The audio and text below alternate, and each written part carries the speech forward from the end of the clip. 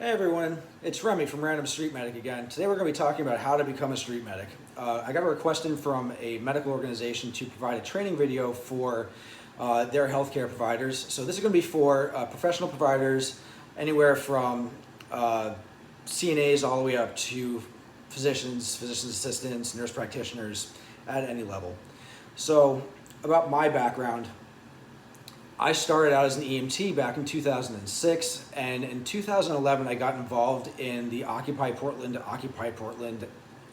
Medical Collective. So a lot of words there. And what we were doing was we had a field hospital set up, and we were servicing the activist community, and then it ended up evolving, and we ended up serving the homeless community that were in the area as well. So basically, what your job is as a street medic is to provide care to people who are in need, generally at protests, but also anywhere that you encounter them, either through homeless outreach, or if you're providing a free healthcare clinic for political activism. What we do is we enter these spaces, these non-conventional spaces that are outside of hospitals, outside of the 911 system, and we're providing care to people who are in need that may not want to engage in the traditional healthcare system for any number of valid reasons. So, how do you become a street medic? Well, first off, you already have the knowledge. You already have the healthcare knowledge that's already there. And if you don't have the knowledge and you're a non-clinical provider, what you can do is you can go through any of the activist organizations or political organizations in the area that do protests, and a lot of them offer a street medic course, or at least a lot of them know people or other organizations that offer these courses up. And they can be anywhere between 20, 40, and 60 hours, just depending on what the area is and what organization is giving it. So for those who don't have that experience, what you can go through that. They'll give you training on basic first aid and basic aiding, and they'll also give you a lot of the cultural competency. And the cultural competency basically has to do with how to provide care in activist spaces, because activist spaces are not simply just a group of people that are chanting and marching around. It's a group of people that have very specific political beliefs, and they've got very specific beliefs on how they want to interact with either medicine or the police or fire department. So it's really varied. So I recommend that you take these courses at least for the cultural competency portion of it, because as we know, if you've been through nursing school or paramedic school or medical school, a big component of it has to do with cultural competency and providing care within the cultural boundaries of the patient that you have. So what do you need to be a street medic? Well, besides yourself, you need the willingness to understand that you're going to be operating in a place that might be hostile to you. So you have to understand that you might get caught up in a protest that gets tear gassed or pepper sprayed, and you're going to be working in that. You have to have the motivation to be there and stick it out for people who need it. So it's true that you want to protect yourself, and then you want the whole scene safety BSI thing that they do, at the beginning of each NREMT or NREMT paramedic psychomotor exam. But the reality is that you're going to be working in a place that may not be safe, and you have to be of the understanding that you're there to help other people. That doesn't mean that you need to take excess risk. It just means that you need to be able to examine the risk. Do you want to be at the very front, or do you want to be towards the back? Do you want to be helping with the triage area? These are things that you should consider. What kind of gear do you need? Well, obviously you have your own gear. Some of you do. So you have stethoscopes, blood pressure cuffs, backpacks. I always recommend having a backpack. It's the easiest thing to move around in. And what you carry with you should have to do with what you're doing. So if you're going to be helping homeless populations and your goal is to do wound care, you want to bring wound care supplies with you. You want to bring sterile water or saline with you. You want to bring gauze and gauze rolls and tape. You want to make sure that you have sterile equipment.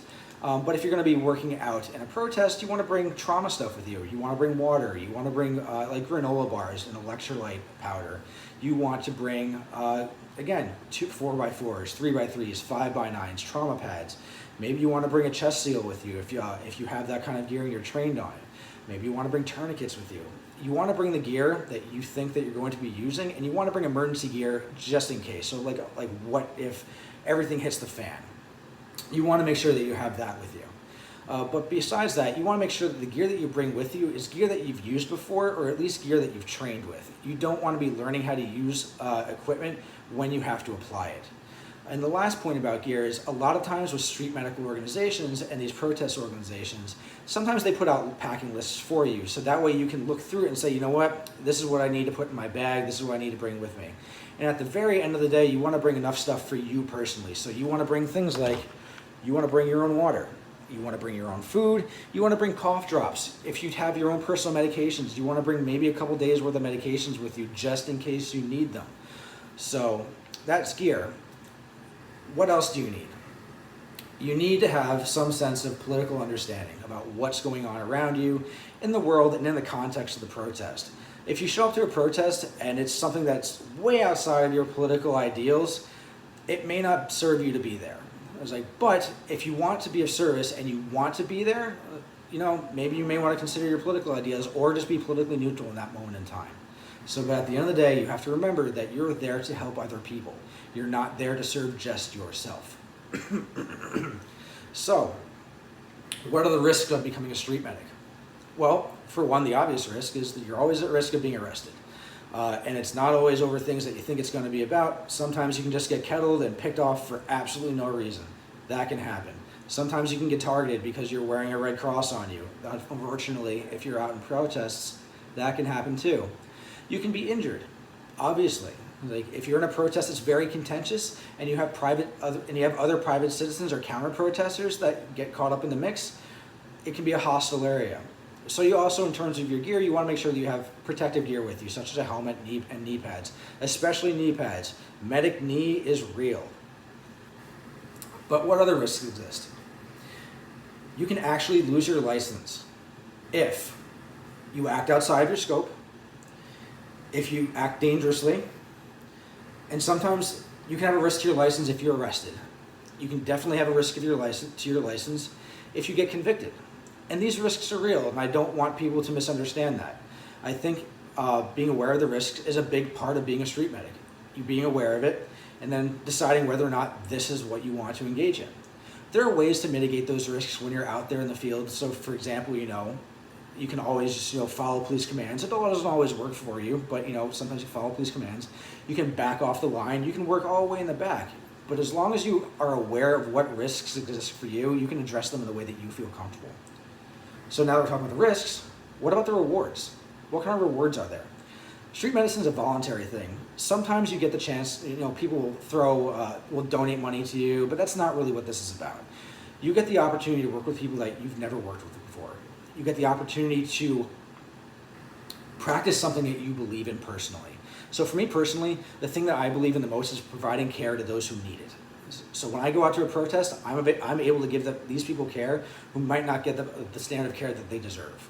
And not because the system is set up that way, but it's just because that's how people are. Sometimes people come across protesters and say, you know what, I'm going to withhold a little bit of care from this person just because I want them to suffer with that pepper spray. Does that mean everyone does that? Absolutely not. But we guarantee that that doesn't happen. We also guarantee that these people get timely care immediately.